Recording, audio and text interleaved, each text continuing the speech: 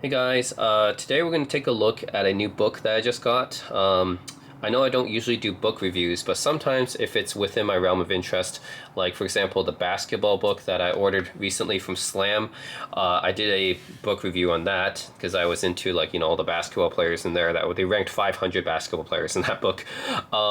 Now we have a book about iconic phones, and I thought it might be interesting just to go over this because I do like to look at different phones from the past, and I'm a phone collector and I'm an electronics collector. I have a retro electronics collection, many of which are phones. So I thought it might be interesting to take a look and see what kind of phones that they put in here. Okay, because me as an electronics or gadget collector, yeah, this is the book for me. So let's take a look here. It's by PhoneArena. They have a website where they go over a lot of these phones from the past and present. And this book costs $80 US. If you want to know the price of this, you can get it from the PhoneArena website for $80.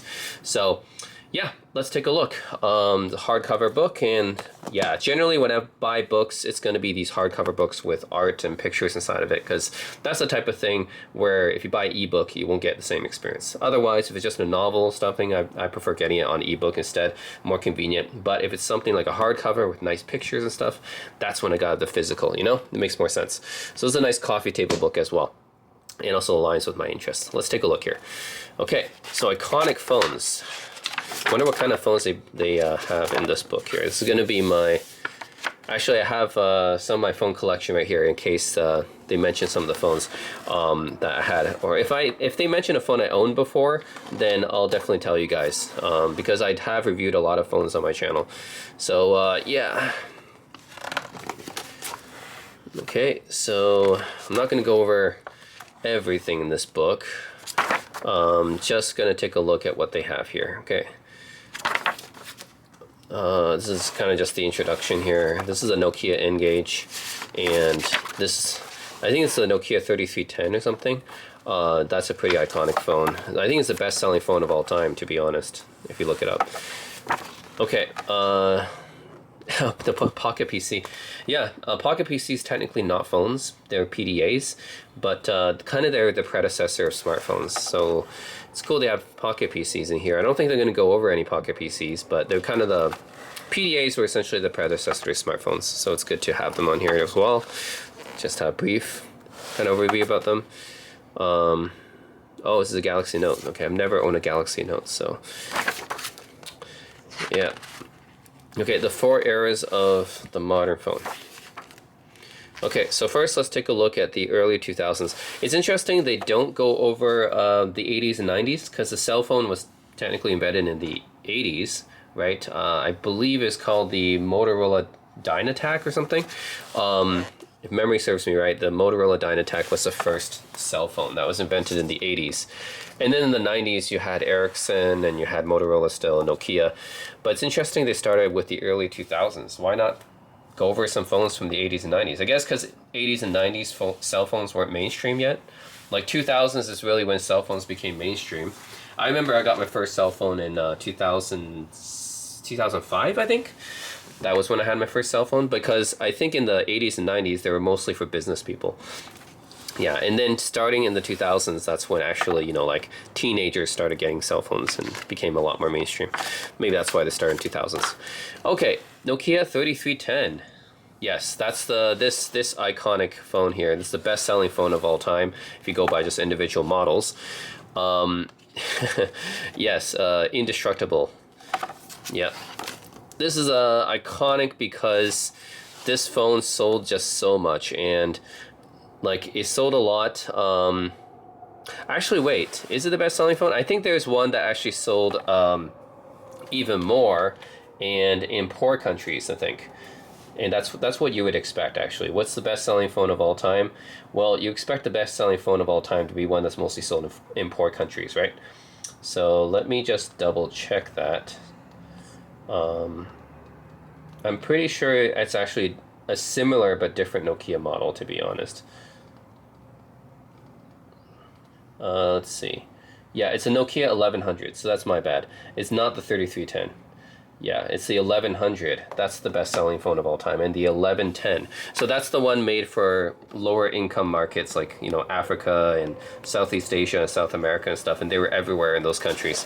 That makes sense because, like, yeah, if you don't have much money, you would just have a very, very basic cell phone. And Nokia 1100 and 1110, those were the best-selling phones of all time. So it's interesting they went with the 3310, not the 1100 or 1110, because the 1100 and 1110 are actually the best-selling Nokia phones and the best-selling phone of all time, actually. So yeah, 3310 is not. It's still iconic, but it's interesting they went with this one over the 1100 and 1110. And yeah, this is like the phone known for being indestructible and having like a month or more battery life. I've never owned a 3310, but yeah, I can kind of understand that. So 3310, 1.5-inch display, 84 by 84, Texas Instruments. I believe it had Snake on it as the, you know, the Nokia Snake game that made it popular. Release date is 2000. Oh, okay, it predated the 1100 and 1110. Okay. It's interesting they say it has a 2.5 millimeter headphone jack on here, because you usually associate headphone jacks with 3.5 millimeters, right? 2.5 is like a bounce connection, so it's interesting that 2.5, although I think this is a different 2.5. It's not the 2.5 bounce connection that audiophiles will be familiar with. Anyways, interesting.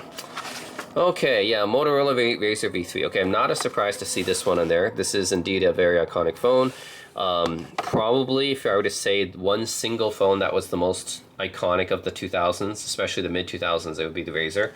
And it's Motorola's most famous model. But yeah, the V3. This is the phone that really brought Motorola back to life. Motorola, even though they invented the cell phone, let's just say they weren't so popular like by the mid-2000s, and the Razr really kind of reinvigorated them, made them a very popular brand. And I don't have the Razr V3, but I do have the Razr 2 that came out a couple years later. So this came out 2007, I think. The original one came out, what, 2004, 2005? So this one came out 2007. It's definitely not quite as wide as the Razr V3. Doesn't have that iconic, like, raised chin, but it's definitely kind of similar. It's got yeah, very similar aesthetic. And I have the luxury version, which comes in the gold, and that comes with this leather back right here. So yeah, and I do have the Razr 2, which is the successor to the V3. Yeah, so this is a 2007, and it's basically essentially a even slimmer version, because although it's still slim, just like the V3 was, but it's narrower, so it's easier to carry in the hand. Still got the same kind of numpad and everything. Doesn't have the quite as iconic of a chin, but yeah, I have the V2. I just find the V2 like a little bit more interesting as well. It doesn't get talked about as much because it's not the original that made it popular, but yeah, still a really cool phone for the time, and iconic flip phone, I would say. Gotta have the secondary display as well, right?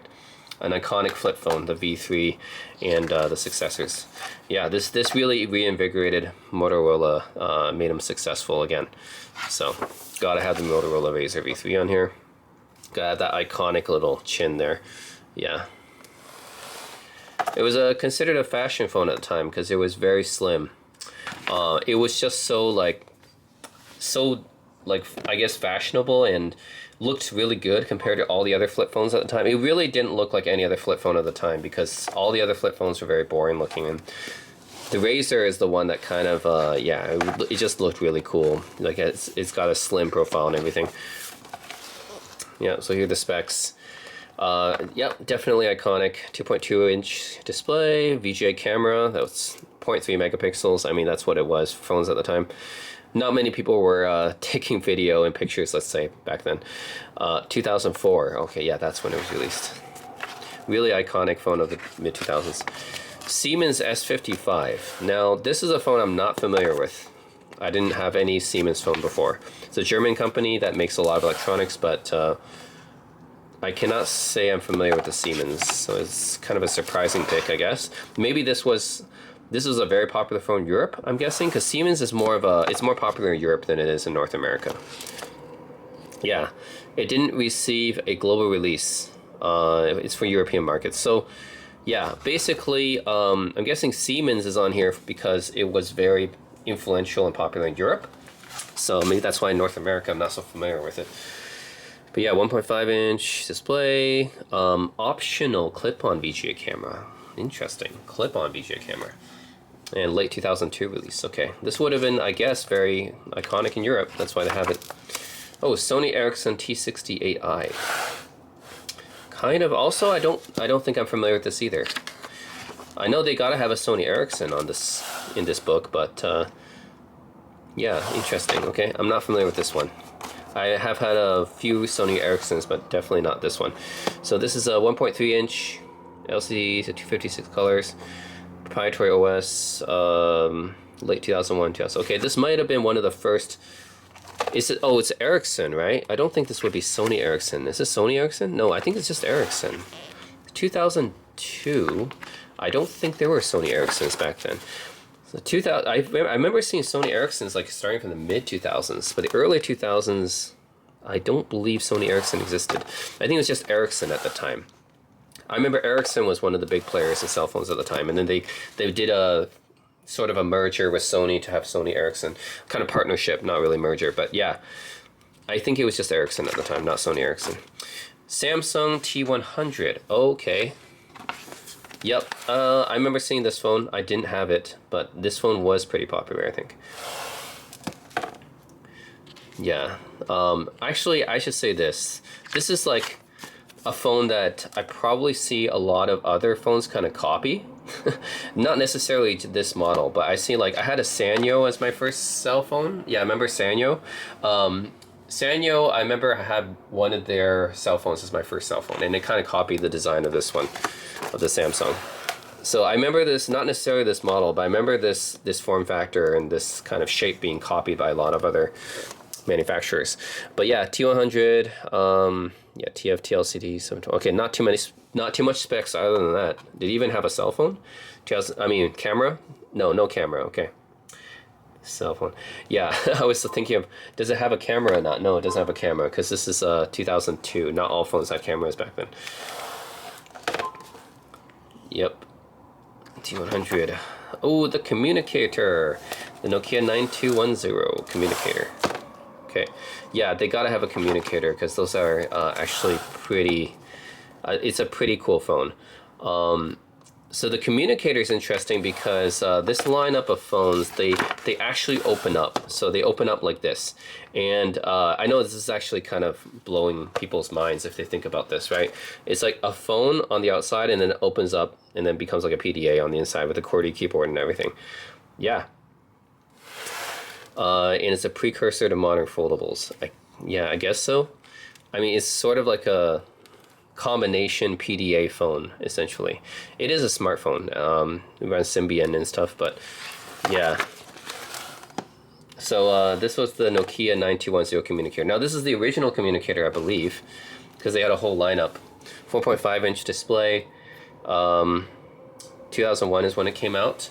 So I do have a communicator as well, but it's not this communicator. I have the E90 right here, which is the very last communicator that they made. This came out in 2007.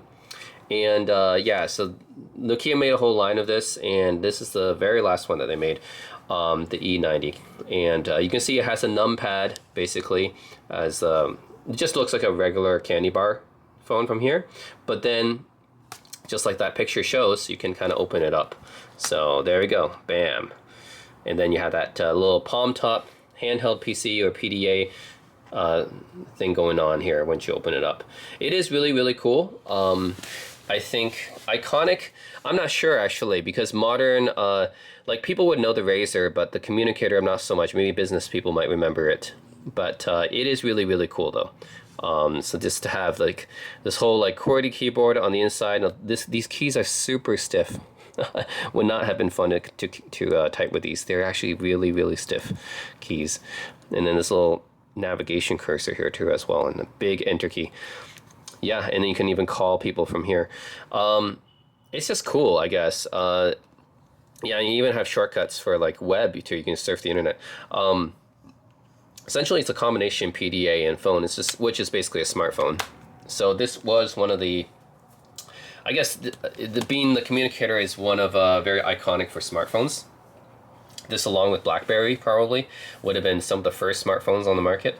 But yeah, I have the E90. It is a really cool phone. Kind of surprised they have it on iconic phones, though. I'm not sure how iconic it really is, but it is very cool. Okay, and then part 2 is the rise of the smartphone. So then you have some. Okay, I guess they'll be going over each of these. So yeah, let's go. Nokia N-Gage. Is that really a smartphone, though? The N-Gage, okay. Let's take a look. Yep, this is the iconic taco phone, codename Starship. I mean, iconic. Is it iconic, though? It's kind of widely known as a failure. That's the thing. Yeah, it's kind of known as a failure because Nokia tried making the N-Gage as a gaming phone. So in terms of being a gaming phone, it was actually very ahead of its time, to be honest. Iconic, I'm not sure, but it's definitely ahead of the time.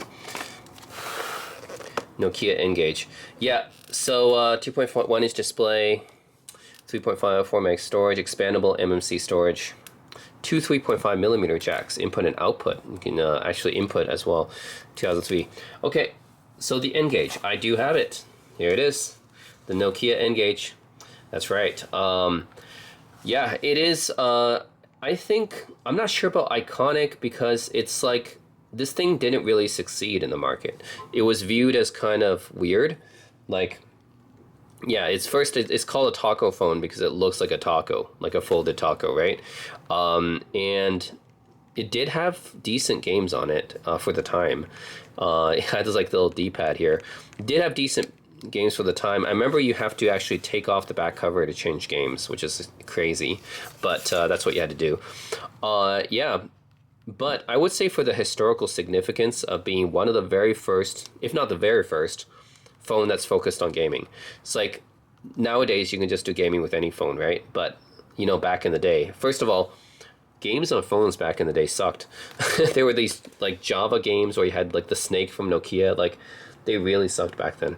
So the N-Gage actually provided some, you know, decent quality games. But yeah, I'm not sure about iconic. It does have the 2 3.5 right there. I'm not sure about iconic, but because it was a failure in the market. But definitely ahead of its time. You know, nobody can disagree that the N-Gage was ahead of its time. Like being a gaming phone, basically it was the first phone that was focused on quality gaming. You know, so that's something. The HTC Universal. I'm kind of surprised they put this here. Okay, so this is their pick for Windows Mobile Phone.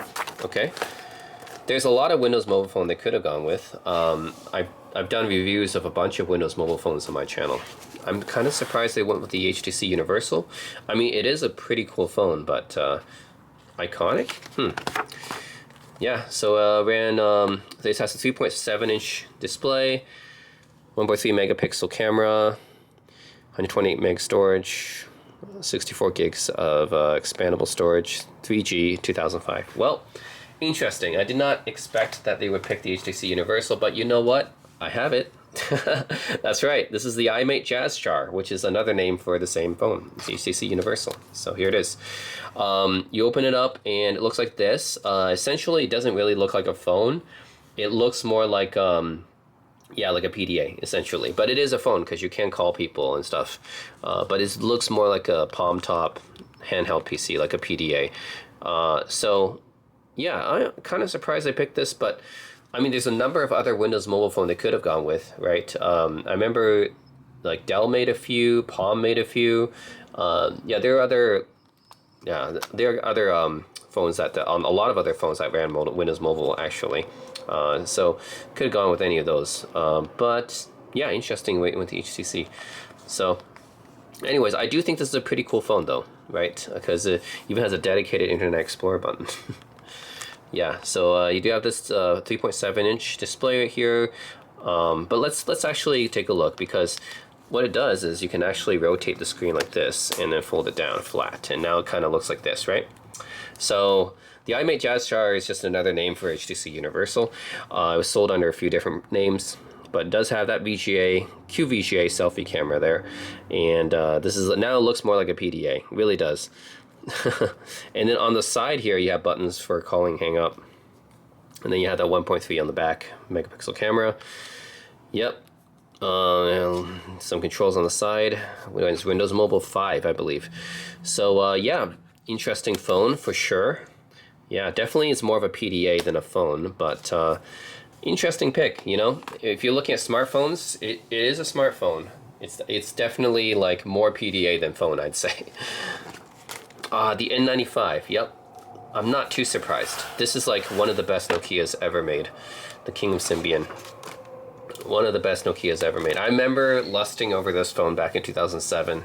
Like everyone else wanted the iPhone, and it actually outsold the original iPhone. Yeah, I didn't have enough money to buy the N95 at the time, but it actually outsold the iPhone because it did come out the same year, and it was more capable than the iPhone back then. Yeah.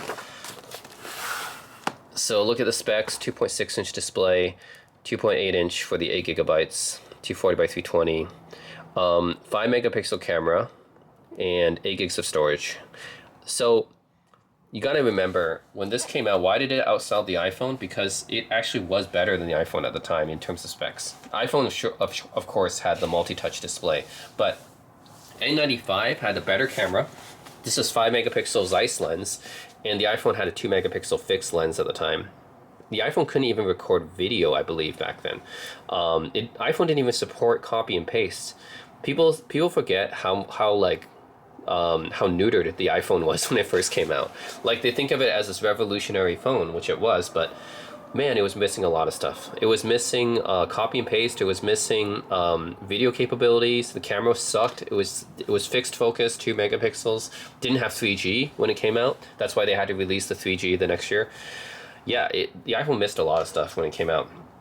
And anyways, I do have the N95 because I gotta have it. This is the 8 gigabyte version. It is an iconic phone, which is black. The original was purple, I guess.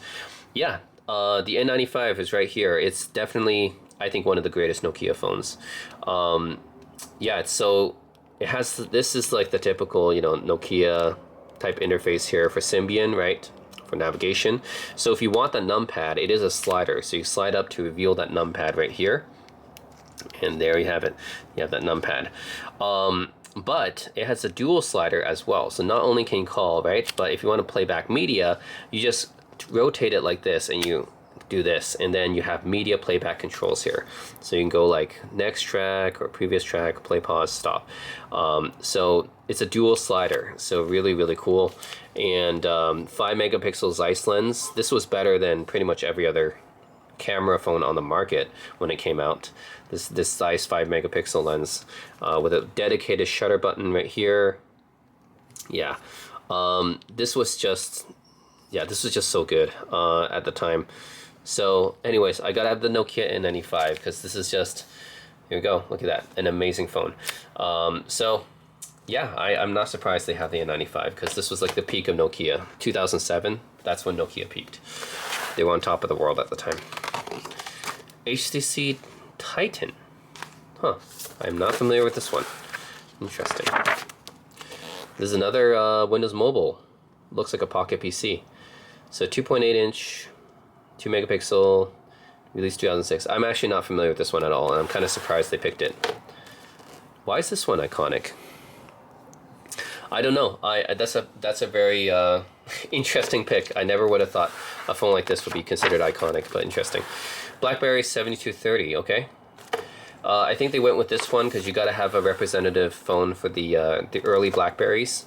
So this is kind of like, yeah, this is a BlackBerry. That's what you saw like people use, right, when the business people used back then for communication. And really, BlackBerry was a pioneer of smartphone market, right? So yeah, 7230 is their pick. I didn't own one before, but 2.6-inch display, BlackBerry OS, at least in 2003. Yeah, so really kind of BlackBerry starting their dominance. Now, they were still kind of really just popular among business people at the time. They wouldn't get popular among regular consumers, I think, until the mid-2000s when they released the Pearl. So yeah, anyway, 7230. Yeah, it was still kind of more of business people. Now here we go, the Bold 9000. Yeah, this is when BlackBerry was kind of at its peak. So this is like 2009 maybe, 2010, I want to say, 2009 or 2010. But yeah, when the Bold came out, this is when BlackBerry was kind of like popular amongst both regular consumers and business people. And yeah, you go, BlackBerry Bold. 2.6 inch display and 2 megapixel camera. 2008. Okay, yeah. So this is really when BlackBerry peaked, I would say. 2008, 2009 is when they kind of peaked, and yeah, before iPhone ate their lunch as well. Now, do I have a BlackBerry? I don't have a BlackBerry Bold, unfortunately. But I do have the BlackBerry Torch, which came out in 2010, and it does have a lot of the stylings of the Bold, except it's a slider. It's essentially a slider version of the Bold 9900, I think, or 9700. So yeah, it has like kind of, this is what you see here, right? The BlackBerry interface right here. You have the call, you have the little track point nub right here, BlackBerry menu and return, except you can just do this, and then you get the famous BlackBerry keyboard, right? That's what BlackBerries are really known for, is the keyboard right here, and it kind of have that curve right here. Yeah, so essentially it's a slider version of the BlackBerry Bold or BlackBerry Curve. So yeah, I have the BlackBerry Torch anyways, so this is my BlackBerry representative for the time. So anyways, BlackBerry is a pioneer in the smartphone market. You know, they don't exist really anymore. They do, but they not really. And yeah, you have to acknowledge them, because they did make a splash in the market at the time. It was very popular for a time. Okay, so let's take a look. Still BlackBerry Bold here. Oh, of course, yep. Well, we all knew this phone was going to be here in this book, right? The original Apple iPhone, the modern smartphone. Yep. This is the phone, honestly, I have very mixed feelings about. Yes, came out in, well, it was announced in January 2007. It kind of really shocked the world and everything. Not the first touchscreen phone, though. The LG product actually came out the year before and had a touchscreen. But I would say it's the very first, like, kind of phone for what it is, a multi-touch display that kind of integrates everything, and downloadable apps actually were not available at the time. That will come out later with the App Store in 2008. It was actually missing a lot of features when it came out. So it didn't have video recording, and it didn't have like copy and paste, didn't have 3G. The App Store wasn't out at the time. Basically, a lot of stuff was missing from the iPhone at the time it came out. But for what it is, like introducing a line of phones that everyone in the world knows about now, and really just entirely changing the phone industry, and actually, by extension, really changing the way that we all live, you know. I have very mixed feelings about the iPhone, because the thing is, smartphones, it's improved everyone's lives, of course. You know, like you can just do everything so convenient and talk to people and chat with people. You can just do everything on the phone now. All the apps that you need, right? It's basically killed off so many things. Killed off MP3 players, it killed off dedicated GPS devices, killed off dedicated cameras, killed off obviously the older smartphones. Like, it really disrupted so many industries. But at the same time, I feel like the modern smartphone has been like, it really is not really all a good thing, you know. Now I think so many people are addicted to social media now. They're not paying as much attention to the world around them. Now you see people on their phones, glued to their phones all the time. There's more of a lack of awareness of people's environments, I think. And yeah, somehow I feel like people are more out of touch with each other now. Like, even though the smartphone is supposed to be like getting people in touch with each other, but now it's like they're more out of touch with their surroundings now, I feel like, because the smartphone is so integrated in our lives. So anyways, long-term impact of the iPhone, of course, is massive. Yeah, but of course it has to make this book, because, you know, it's the iPhone. It's revolutionary, a magical product that's 5 years ahead. Yep. Can't disagree too much with that. Although it was missing a lot of features when it came out, you can't disagree with the fact that the multi-touch technology that it kind of that introduced was revolutionary, right? 3.5-inch display. Now this is a really small display by today's standards, 3.5-inch, but at the time it was actually one of the bigger displays on the market. 412 megahertz Samsung CPU. 2 megapixel camera, which like I said, this was not a good camera at the time. Nokia had a much better camera with the N95. People forget that the iPhone kind of it sucked, actually, tech-wise. Specs-wise, it sucks. I mean, the multi-touch was kind of the thing that really sold it. But yeah, spec wise, it really wasn't that good at the time.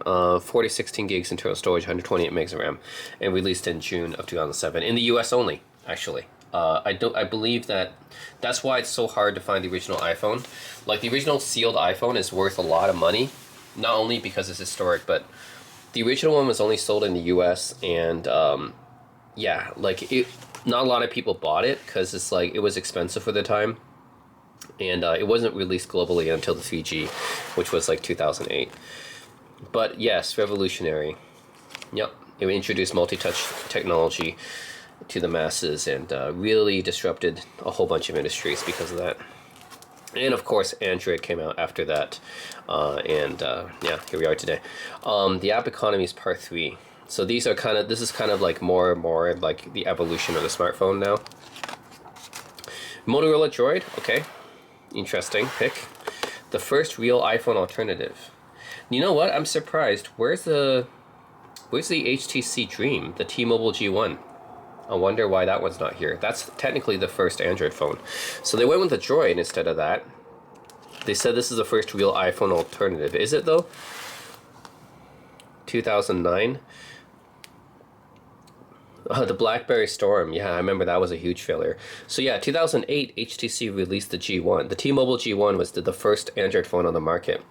But they went with the Motorola Droid. Maybe because the Motorola Droid was the first like popular Android phone, I guess. Because the T-Mobile G1 wasn't really that popular. So I guess they went with the Droid because the Droid was actually kind of popular. Maybe. Interesting. I never owned a Droid, actually. Actually, I did own one of the later Droids, but it wasn't one of the phones that I owned for a long time, and I didn't own the original Droid.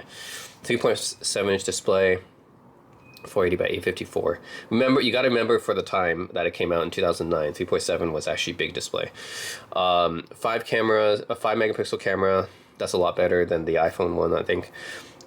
I think it would have been the iPhone 3GS at the time, right? And I do think that 3GS camera still wasn't like that great.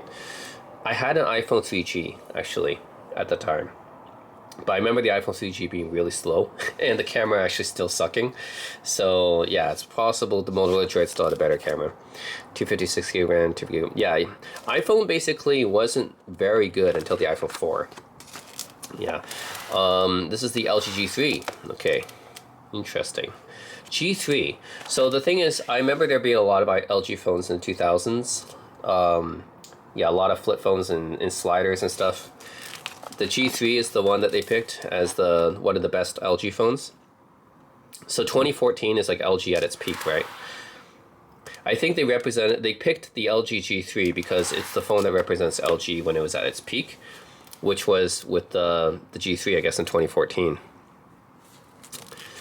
Yeah, LG made a lot of cool phones. It's interesting they went with the G3, but I think it's because they went with a phone that was considered to be a very popular phone at the peak of LG, which is unfortunate because LG no longer makes phones.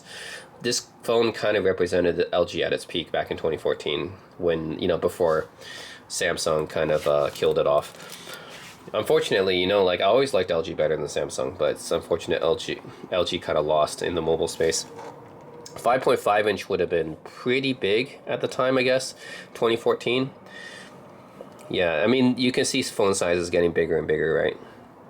The Galaxy Note really kind of spearheaded that trend.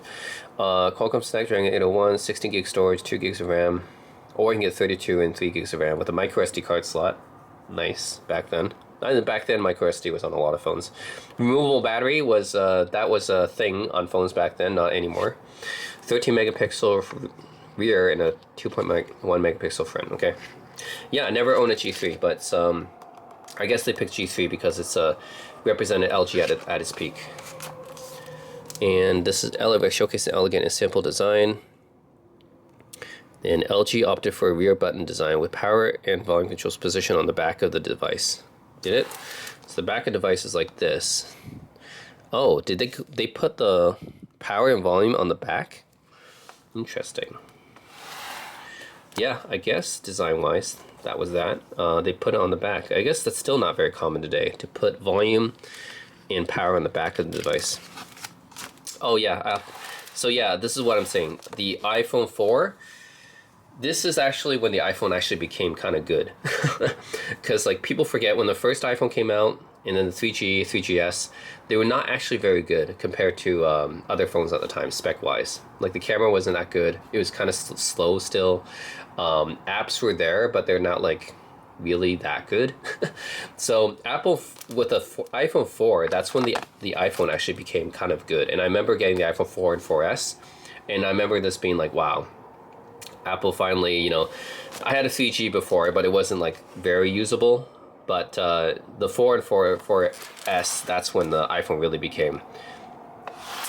This is when it really started, you know, taking off huge, you know, because iPhone 4, I think, actually had a pretty good camera and was built really well. And yeah, this just performed really well. Yeah, the iPhone 4. And I think this is when they introduced Retina display. Yeah, I think it was iPhone 4, right? They introduced the Retina display technology. Linus has a quote here. iPhone 4 with this all glass and stainless steel design. Yeah, I think this is the generation. They kept the 3.5-inch display, which was actually on the smaller side at the time, I think. This was released 2010. Yeah, so the phones were starting to expand more in display at that time. 640 by 960. This is the high resolution phone for the time. So this is when they introduced Retina display. And I remember, yeah, this generation of iPhones, the 4 and 4S, really being the generation that made iPhone kind of stand out a lot more. The specs wise were getting pretty good. Apple A4 chip in the 5 megapixel camera. Yes, the camera was a huge upgrade from the previous iPhones. 8 to 32 gigs of storage and 512 megabytes of RAM. And it was speedy. I remember having iPhone 4 and 4S, both of them. And they're quite performant at the time. The camera was actually pretty good for the time. The apps were getting a lot better. The Retina display, that was huge. So the iPhone, like before 4, the iPhone I would say wasn't that good specs wise. Still really cool technology, but it wasn't like very good specs wise. And then when the iPhone 4 and 4S came out, that's when like, okay, yeah, now I get it. You know, iPhone's like, it's got the multi-touch technology and everything, but the specs all kind of just caught up and exceeded the competitors, and that's when iPhone really took off, was with the 4 and 4S. Which, by the way, actually I don't have a 4 or 4S, but I do have an iPhone 12 mini, which is kind of you guys can tell kind of the background of the iPhone 12 mini, using this kind of similar design to the iPhone 4 and 4S and 5 and 5S generation, right? Because like you can see, like iPhones went through some different design generations, and then they made sometimes, you know, more rounded, curved. I really did like the iPhone 4 and 5 generations, because they had like the stainless steel all glass design with the kind of squarish shape right here. It's like this curved square shape. So I did like that design, and they went back to it with iPhone 12 mini here. So yeah, I still have the 12 mini. Of course, it's a lot better than iPhone 4 and 5, but yeah, you can tell like the design influence here, right? That the iPhone 12 basically takes this 12 mini takes its design. This generation actually took its design, I think, from the iPhone 4 and 5 generation, which I do like. I like to have this kind of rectangular, kind of rounded off corners like this, not curved, you know. Like the other iPhones, I think some of the other generations, like iPhone 10, for example, had like this curved side, which I didn't like. Yeah, I like to have like this more square, rectangular shape, I guess. So anyways, yeah, still have my iPhone 12 mini. I do like to have the smaller form factor. It's unfortunate they discontinued the mini. After 13 mini, they discontinued it because I guess it wasn't popular, but I prefer having the smaller form factor. This is like a throwback to the iPhone SE, which itself is a throwback to the iPhone 5S, which I owned for a while, and iPhone 5S was another one of the phones that, to me, it was one of the phones that I used the most and have a lot of memories associated with it. You know, people have different time periods in their life they might associate with the phone that they're using at that time, and the 4S and 5S, I have a lot of good memories associated with those. Yeah, so HTC One, the M7. I remember this one being quite a good phone when it came out. I didn't own one, but yeah, I remember a lot of people a lot of my friends who owned the HTC 8M7 or the HTC One, and they loved it. Yeah, this phone design still looks really good today, you know? Just looking at the picture here. I never owned one, but had some friends that did. They loved it. I remember having this one having pretty good audio for the time. Yeah, I used to see what I meant. I think they actually had the Beats audio thing at the time. But yeah, 4.7 inch, 1080 resolution. It was just considered a really good phone at the time. I think they chose this one because it's like, so both Austin Evans and Linus had a quote about this. I remember just being a really good phone for the time. 4.7 inch, 1080p, Snapdragon 600, 4 ultra pixels. That's their kind of that's a kind of camera technology that HTC had back then. 64 gigs, 2 gigs RAM, 2013. Yeah, I remember HTC One just being one of the best phones of the time, and it's unfortunate what happened to HTC. No longer really making phones for a while now, but yeah, I remember this kind of being their last ditch effort at making a good phone and popular phone. Yeah, so 2 years later, I think, or 3 years later, HTC wasn't really there anymore. But this is kind of their last best ditch effort, I guess, at making like a semi-popular phone before they fell off, unfortunately. And the Beats audio logo right there. Yeah, I remember this having actually pretty decent audio for the time. Okay, what's next? Nokia Lumia 1020. Okay. Yeah, this is actually a really cool phone. I owned it actually for a while back then. I did a video on this phone a couple years ago. I bought it 10 years ago actually for my collection, and I let it go. It's no longer in my collection, but I did do a retrospective of this phone on my channel, so I'm familiar with the 1020. It is a very cool, interesting phone. So originally came out 2013, 4.5 inch AMOLED display. It ran Windows Phone 8. So Windows Phone, yeah, that's no longer around, but that was actually a pretty cool operating system at the time. Very overlooked, and honestly people should have gave it more of a chance, but kind of failed. 41 megapixel camera, that's the kind of one of the big selling points of the 1020. It was crazy. The camera of this phone was like no other phone beat it for like the next few years. Basically, this phone had the best camera on a phone on the market. Like this was the best camera phone that you can get for the next like 3 years. 41 megapixel, and what you would do is like it has this, creates a huge resolution image and then kind of crops it, so that way you can get the best details. So what they did was, because this 41 megapixels is such huge resolution, they can get a lot of details in the picture, and then the actual photo itself on the phone is not that big. They crop it, but because it's such huge resolution initially, they can get better details out of the crop. So it's interesting how they did that. 64 gigs storage, 2 gigs of RAM. Yeah, this was just the best camera phone on the market for a few years at least. And Windows Phone was cool, you know. I guess they picked this as their Windows Phone representative. But 1020, yeah, Nokia Lumia 1020, kind of Nokia's last breath before they kind of died off, you know. Microsoft kind of did this, I don't think they really bought Nokia or anything like that, but they did like this kind of partnership with Nokia, where Nokia would use Windows Phone, and they were branded at Microsoft, like the Microsoft Lumia, I think, which was originally Nokia Lumia. So anyways, yeah, this was kind of Nokia's last really great phone, I guess, before they kind of died off, which is unfortunate. You know, Nokia is one of the greatest phone makers in phone history, right? They created so many great phones, especially in the 90s and 2000s, and they kind of just died off after that, killed by iPhone. Samsung Galaxy S3, ooh, interesting. I guess you gotta have a pick for a Samsung Galaxy phone, and they went with the S3, because I guess the S3 was like, this was the one that really made Samsung Galaxy phones popular, because before that, like, I guess Samsung Galaxy phones were not that popular. I don't know. I didn't really own much Samsung Galaxy phones, so I'm not really a Samsung guy. Yeah. So, but people who own Galaxy S3, I do know a bunch of people that own the Galaxy S3, and it was fairly popular. So I guess they needed a representative to represent, you know, Samsung's early Galaxy success, and this was they picked the S3, which came out in 2012. So 4.8 inch AMOLED.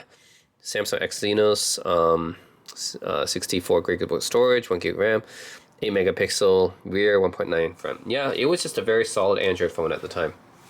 So 8 megapixels would have been considered probably one of the best cameras at the time too. So yeah, it was just a popular Samsung phone. I think they picked that one. The iPhone killer at the time. But honestly, the iPhone 4S was still good too. The iPhone 4S and the Galaxy S3, these were both pretty good phones at the time. iPhone 6 and 6 Plus, yeah, this is a very popular iPhone. I remember a lot of people having iPhone 6 and 6 Plus. So when they released the 6 Plus, this was considered like the first big iPhone, because previously iPhone was pretty conservative with their screen size, and then yeah, and then like all the Android phones had bigger screens basically than iPhone at the time. And then they released the 6 Plus, which was like the first bigger display iPhone, and it sold like hotcake. Basically, it's sold so much. Bengate, yeah, I remember this drama, but it didn't really hurt iPhone that much. Yeah, so it sold over 220 million units. Yeah, this 6 and 6 Plus was hugely popular. The 8 megapixel camera. Yeah, I mean, iPhone actually had good cameras since the 4. So, yeah, this was the best-selling iPhone, I think. Still is, I think. If you go by just single models. Yeah, if you just go by single model iPhones, I think the 6 and 6 Plus, like, they're still the best-selling iPhone. This really was iPhone at its peak back in 2014. 4.7-inch display, 5.5-inch for the bigger one. Yeah, Apple A8.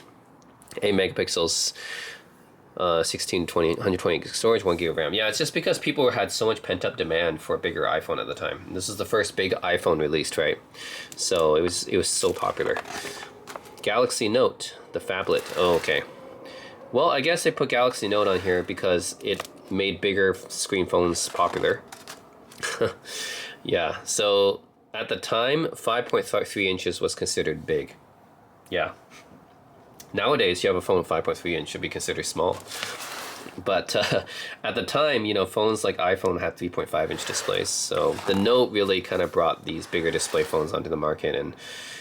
And yeah, it really just kind of like started the trend of having phones with bigger and bigger displays, which I don't like, actually. I want to have the phone like my 12 mini. I want to have the phone like a smaller size. But yeah, the Note, I mean, clearly I'm in the minority because the Mini no longer sells, and then people keep wanting the bigger phones. So clearly I'm in the minority there. But I just find smaller phones easier to grip, more portable, fits better in my pocket, etc. But yeah, anyways, people want bigger displays. So 5.3 inch was big at the time, 800 by 1280. Qualcomm Snapdragon S3, 8 megapixel front, 2 megapixels front, 8 megapixel rear, 32 gig storage, 1 gig of RAM, and 2011. So really, starting from here, Galaxy Note success, you will see bigger and bigger phones coming out, basically. And OnePlus One, interesting. Yeah, it's interesting they went with the OnePlus phone. OnePlus One is OnePlus really that much of a market disruptor? I don't know. I see OnePlus as like they provided some really good value phones, but I don't know. I just feel like they just make a lot of phones that are just like they don't stand out to me. You know, I never had a OnePlus phone because it just never stood out to me. It's interesting that they put a OnePlus phone on here. So back in 2014, this is the first phone that OnePlus made, right? And it's a Chinese company, so at the time they were a startup, 2013. So I think it's because like they really undercut a lot of competitors at the time. So they kind of forced the competitors to kind of up their game because they undercut a lot of competitors and provided some pretty good specs for the time and for the price. OnePlus One. Cyanogen Mod OS. Interesting. They banned CyanogenMod, which was that was a more open source version of Android, basically. Carl Pei is a co-founder. I believe he now makes Nothing, right? Nothing phone. So same designer went on to make the Nothing phone now, which I also don't really have because they're too big for me. I always found OnePlus phones to be like they're big phones, and the like 2014 5.5 inch display. I know that's That's considered like not really big now, but back then I still consider 5.5 kind of big. But yeah, Snapdragon 801, 13 megapixel camera, 64 gigs, 3 gigs of RAM. Like, this was considered really good specs for that price, you know. It's considered to be like a really good value.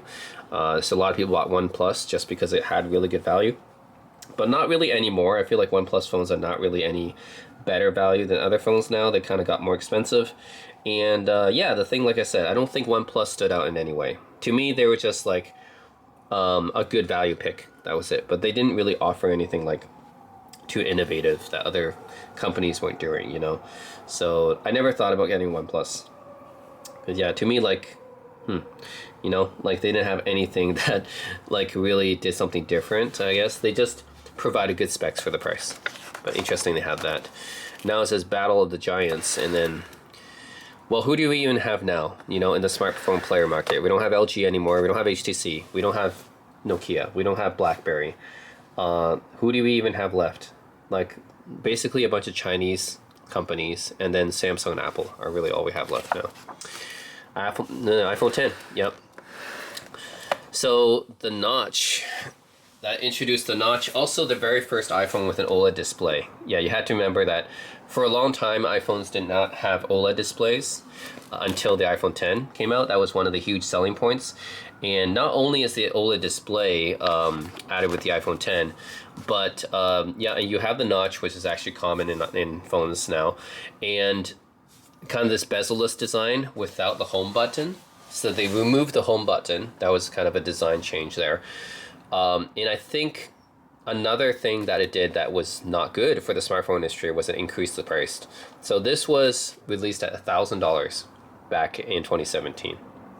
And I remember like when this came out, is like, yeah, this is not good for the smartphone industry, because now everyone's gonna make phones pricey, and that's exactly what happened. You know, iPhone, like Apple got rid of the headphone jack with was iPhone 7, I think. They got rid of the headphone jack, and then all the other manufacturers got rid of the headphone jack. And then iPhone gets rid of the home button. All the other manufacturers get rid of the home button. They put a notch. Every other smartphone manufacturer puts a notch, and then they increased their prices to $1,000 with the iPhone 10. And every other manufacturer increased the price. Like, this is not a good thing. You know, like they really, that was not a good thing, increasing the price of phones. So I do not think that was good for smartphone industry. Yeah, so they did change a lot with the iPhone 10, and they skipped iPhone 9, by the way. Yeah, the removal of the home button. And then they got rid of Touch ID, which honestly I really like Touch ID. You know, that worked really well for me on the iPhone 5 and 5S. But they got rid of Touch ID. And the 5S, I remember I kept using, the Touch ID was really good on that. And I use that a lot. And I don't like Face ID as much. Yeah, I just don't really like Face ID as much as Touch ID. Yeah, okay, Jonathan Ive quote. The A11 Bionic chip. Okay, we can look at the specs of the iPhone 10. Yeah, see, this is the problem. It single-handedly kickstarted the area of expensive flagship phones. It's the first smartphone to launch at $1,000, and then it became the norm. So it really led to a bad trend in the industry. 5.8-inch display, which is the first OLED display for iPhone. A11 Bionic. And 12 megapixel, 12 megaphoto telephoto. Yeah, yeah. This is pretty much the predecessor of all modern iPhones. It's the iPhone 10. Yep, kind of paved the way for that. But still a pretty good phone. Even if you use an iPhone 10 today, I don't think it will look. You know, I don't think it'll feel too outdated, because I used an iPhone 11 Pro for a long time. Didn't feel too outdated. So yeah, I never owned an iPhone 10. I did own an 11 Pro though, the next iteration. Okay, Galaxy Note 9. What's special about this one? I remember Galaxy Note. It was very popular, and I couldn't really understand why though. Maybe because I don't like phones that are big. Yeah, and then Note 7. I remember it had a lot of issues with the exploding battery, and people made fun of it. It was memed because of the exploding battery. But yeah, Note 9. What's so great about this one? 6.4-inch display, Qualcomm Snapdragon 845, 12 megapixel main, telephoto, 512 and 8 gigs of RAM, August 2018. And it has a stylus to write on it. But what's great about the Note 9? I don't know. It's iconic. Why? It was one of the last Android flagships to have a headphone jack. Okay, well, Sony Xperia still has headphone jack, but I guess people don't talk about Sony Xperia anymore. Yeah, this book does not talk about Sony Xperia, even though they're technically still there. I guess they're not popular enough. Okay, I don't know what's special about the Note 9. Okay, Pixel 6 Pro. I would have thought, well, okay, Pixel 1 I owned.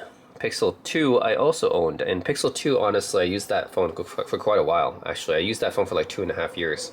So Pixel 2 was one of the phones I used for quite a while. I used Pixel 4 and 4a as well, and then I haven't gone back to Pixels because honestly, like Pixels, they usually have quite good cameras. I would say the cameras are very competitive with iPhone cameras and some of the best camera phones on the market. I always recommend people, what are the best Android smartphones for cameras, and Pixel's always near the top. Their cameras have been good since the first generation. So there's that, and they have newer processing technologies because the Google Tensor is their Google proprietary CPU and stuff. Generally like they're very well spec'd, but I haven't gone back to Pixels because like I know they provide a very pure UI for the Android, but I just didn't feel a need. I just felt like they're very solid Android phones if you're looking for a flagship type Android phone, but I just needed something a little bit more interesting, I guess. Yeah, so this is the first generation Google Tensor processor, and Pixel 6 Pro. Never owned Pixel 6, but is this because this is the first Pixel phone that had Google's like Tensor processor as well as kind of their distinctive design in it, like with this little raised edge here. But honestly, I felt like the original Pixel, the Pixel 1, was fairly distinctive as well in terms of design. Yeah, Pixel 2 actually wasn't even as distinctive as Pixel 1 was. I thought Pixel 1 was a pretty distinctive design, and Pixel 1 also had a really good camera too for the time. So it's a Tensor chip, okay. Is that why they put this in here? Just because of the Tensor chip, the Tensor G1? A 50 megapixel main, 48 telephoto, 12 megapixel ultra wide, 2021, 6.7 inch display. Yeah, I remember I didn't get this phone because it was too big for me. 6.7 inch is really big display. This is a very modern style phone, right? I mean, it came out just a few years ago. 128 hertz OLED. Yeah. I don't know. Is this their pick? They gotta pick a Pixel phone because, they're one of the major competitors in the smartphone space now. But I don't know. Honestly, I don't know which Pixel phone I'd pick. I would actually go with One. I think One is very distinctive, and One was a very solid competitor to the iPhone as soon as it was released, and that was Google's first. Google made the Nexus before that, but it was the first Google branded and Google manufactured phone, right? So I would have gone with Pixel 1, to be honest, but if they went with Pixel 6 Pro just because of the Google Tensor sensor, okay, just because of this, the chipset, okay, I understand, that's probably why they went with that. Okay, Samsung Galaxy Fold. I think they had to pick a phone to represent the foldable generation, right? So they went with Galaxy Fold, which is understandable. I mean, the original Galaxy Fold had a lot of issues. I actually reviewed it on my channel at the time because it was the only phone that was like this at the time. So I picked it up to review on my channel, but it had a lot of issues, and the price was $2,000, which is insane. But this was the very first foldable on the market. This came out in 2019, I believe. Yeah, it is the very first foldable phone on the market, and for that, yeah, it was very, very unique at the time. And so this is the original Galaxy Fold, which came out in September 2019, was kind of the beginning of the foldable generation.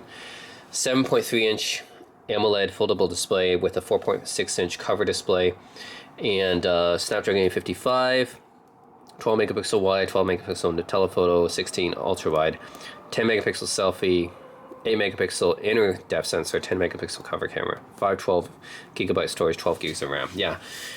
Spec wise, it was good. I think the problem was the UI was just not very polished at the time, and the phone had a lot of issues, you know, with the hinge and with the crease inside of the phone. So remember when I reviewed this phone, yeah, this was I like basically you get this phone just because if you want to be an early adopter. That was it. First generation for technology usually does not go very well. And yeah, the first generation Fold honestly wasn't very good because the software wasn't up to par yet. The hardware was good, but the software just wasn't par. It's so expensive. The second generation was much improved. And I remember using the Fold 2 for quite a while. I used the Fold 2 for maybe 1.5 years because the Fold 2 was like so much better than the Fold 1. It was just everything, the UI and build quality, the hinge, everything had been improved on the Fold 2. And then I had the Fold 4 after that because I felt Fold 3 didn't do enough. So Fold 4 came out, that improved a lot of things as well. I used that one for another 1.5 years. I haven't gone back to the Fold though because like I could, thought about it several times because like the Fold is like, this is like the first phone that kind of started the foldable generation. Now you have like so many foldables out, right? Samsung Galaxy Z Flip, you have the Motorola Razr Fold, you have the OnePlus Fold, you have Google Pixel Fold, Huawei's Folds stuff, and then you have the upcoming iPhone Fold, if rumors are to be believed. But yeah, I haven't gone back to the Samsung Galaxy Fold, and I think reason is because like I honestly felt like, okay, it's nice to have this thing open up into a tablet. But to have that larger display, like that's good for like, you know, a lot of things, maps and reading web pages and chatting and everything. But the thing is, I honestly felt like for me, it was too much. It was still kind of a friction point. It was like most of the time, I think I still didn't really need that big display. It's like, okay, if I was reading like an ebook, that makes a lot of sense.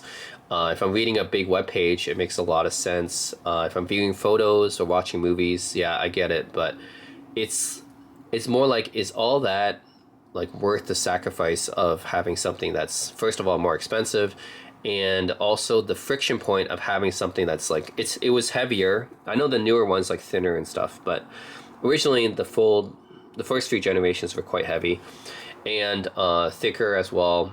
And also like I just thought when I used it, my actual use case is like I was spending maybe 85% of the time on the front display. Like the actual, when I opened it up, was maybe the other 15% of the time. It wasn't really using the inner display all too much.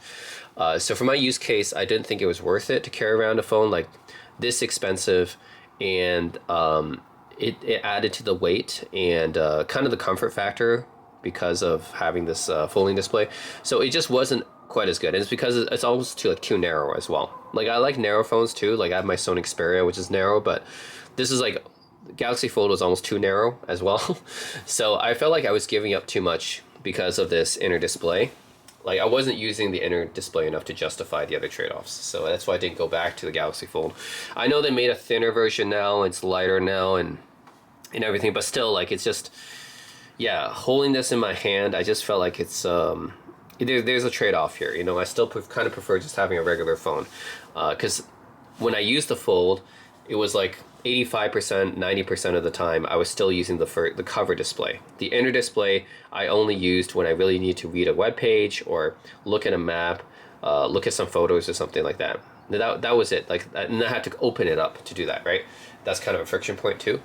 So yeah, I felt like it wasn't worth the other trade-offs of just having, I would just rather carry a smaller, lighter phone, you know?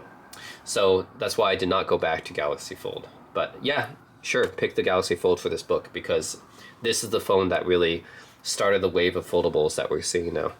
And also raised the price point too to $2,000, which was iPhone 10 started at $1,000, and then Galaxy Fold kind of pushed up that price barrier even more. Yeah, that's pretty much it. Sebastian Linus had some quote about that. Super Saf, I don't know who that is. A quote about that. Yeah, the original Galaxy Fold wasn't like that good. It was just too much software issues at the time. But the Galaxy Fold 2 was actually quite a bit better. And then by the time of Galaxy Fold 4, it was actually quite good. So, yeah. And now we're in the era of foldable phones now. Yep. Yeah, I noticed they didn't put any vertical folding phones, but one of my main phones, this is kind of my secondary phone, I guess, is a Motorola Razr Plus 2024, which folds out like this.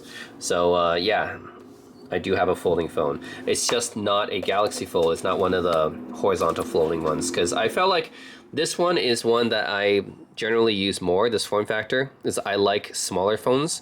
So it makes sense for me to have a phone that folds vertically into a smaller form factor, because I just like smaller phones. And the horizontal folding phone is still like, yeah, the tablet form factor, arguably it is more useful than having a smaller phone expand into like a regular sized phone or just a taller phone. Arguably this one is more useful, right? Because, you know, tablet form factor can do more with, but yeah, I prefer smaller phones, so it makes more sense for me to have a vertically folding phone that folds into a smaller form factor for me than having a bigger phone that folds into a like a less bigger phone, but still big. So, you know what I mean? It's like this is like a tablet that folds into like a big phone, whereas this is like a taller, normal-sized phone folding into a small phone, and I prefer small phones. So it just having a vertical folding phone makes more sense for me than having this type of phone, because this is still too big for me. You know, it's just a tablet that's folding into still a big phone. So yeah, and then they have smartwatches here. Smartwatch replaces smartphone. I don't think so. I don't, because like the screen real estate is just not big enough. And you cannot possibly have a smartwatch that's like 5.3-inch display or something. It's not possible. Of course, in the future, you might have like one of those rollable OLED things, right? Now you see rollable OLED screens on like the Lenovo ThinkPad Plus has that. LG actually had a prototype of a rollable OLED phone as well. So unless you have a rollable OLED smartwatch display in the future, I don't see it replacing a phone because the screen is too small on it. And then, yeah, the Apple Vision Pro there, which is a thing because not necessarily this, but now you have video glasses and AR glasses like the Vitur and X-Real and Rokid. Honestly, like they're just a little bit heavier than sunglasses, but they're quite portable and they do project a pretty nice big display. So I can see that being more popular. AI, yep, new trend about AI exploding. ChatGPT only came out like 3 years ago, which is insane. It feels like ChatGPT has been with us forever, but it's only 3 years ago. Wow. And already AI has been exploding so fast. Yep. And talking about the future. That's it. You know what? I have some things to say. Like overall, okay, I can understand most of their picks. There's some I don't understand. HTC Titan, I don't understand too much. Yeah, I don't understand too much the Galaxy Note 9. OnePlus One. I guess if they want to pick a budget device, but like I don't know. I don't get OnePlus One either. 6 Pro, I think they threw in there just because they wanted to have a Pixel. LG, I'm sure they threw that in here because they needed one for LG. They didn't have any other LG phone on here. But yeah, the rest I guess makes sense. I didn't own a Siemens. Like Siemens is just more for Europe, I guess. But the rest kind of makes sense except for those. But you know what I'm surprised at? That's missing? The T-Mobile Sidekick. Why didn't they have the T-Mobile Sidekick in here? That was kind of a popular phone. Iconic, I would say, especially with the swivel design. Why didn't they have the T-Mobile Sidekick in there? I'm kind of surprised they didn't have that. Because like a lot of other phones actually tried doing that messaging thing, and that was really popular among teenagers, to be honest. So I think T-Mobile Sidekick should have been here. Another one I'm kind of surprised they don't have is so yeah, they didn't have the T-Mobile G1 either. They don't have the HTC Dream, which is the first Android phone. So they're missing that as well. But they did have the Motorola Droid, which I guess is like, they didn't consider the T-Mobile G1 popular enough. but that's not really like they have other phones here that are not like necessarily popular. So I don't know how they're doing that ranking, but they picked the Droid instead of the HTC Dream. So, uh, yeah, I would have thought like having the first Android phone in here would have been something, but okay. So yeah, I guess that would have been my other picks, and no Sony Xperia, unfortunately. But maybe I understand that because Sony Xperia is not that popular. I'm like one of the only people that I know that uses Sony Xperia. I use an Asus Zenfone in a Sony Xperia. Yeah, so Motorola Razr Fold. No mention of Motorola. Of course, they're not as popular. No mention of Sony Xperia here. I have my 5.5 here. And no mention of my Asus Zenfone here as well. So I'm using a bunch of phones that I guess are not that popular. So yeah, they didn't mention it. Sorry Asus and Sony and Motorola, I guess you're not as popular as the big three, which is Google, Samsung, and Apple. Yeah, so they're missing like a bunch of Chinese companies as well. Like they're missing Xiaomi and Vivo and ZTE and Oppo I think as well. Huawei obviously. Huawei doesn't sell in the US, but they're still a big player in China. So they're missing a bunch of Chinese companies here. But for the most part, you can say that, okay, the big three are Apple, Samsung, and Google right now. Really sad, you know? Back in the 2000s, we had a lot more competition for all these different companies making phones, and now we really don't have much anymore. Apple really killed off so many companies, Nokia, HTC, BlackBerry. LG was killed by Samsung, essentially. Sony Ericsson as well. Though Sony still makes phones, but they're just not really a big player anymore. Yeah, it's really kind of sad. And Motorola is still making phones, but they're definitely not as big as they were before. So anyways, yep. Otherwise, pretty good book. I do have some of the phones in this book, so that's cool. Anyways, so guys, let me know what you thought about this iconic phones. Do you guys own any of these? Let me know in the comment section below, and as always, thanks for watching.